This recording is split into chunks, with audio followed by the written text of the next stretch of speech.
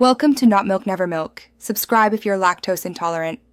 You start by confirming you have a beta invite and the correct account permissions. This avoids dead ends. Once done, install an SSH client and set up two-factor authentication and generate an SSH key pair. Store the private key securely. Next, copy the server IP, port number, and the configuration repository link into a single note so you can reference them quickly. Make sure network access and firewall rules allow outgoing SSH before you proceed to connect. Connect with SSH using your generated key and the provided port.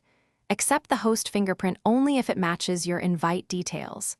Once logged in, clone or pull the configuration repository and immediately review environment files and secret placeholders so you know what will change.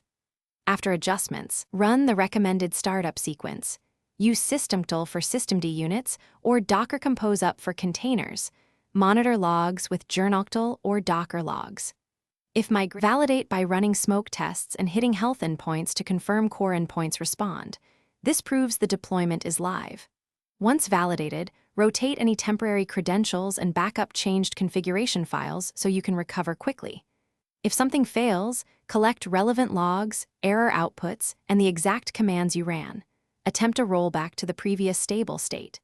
If rollback fails, escalate with the logs and your backup. This ensures a fast resolution and prevents data loss.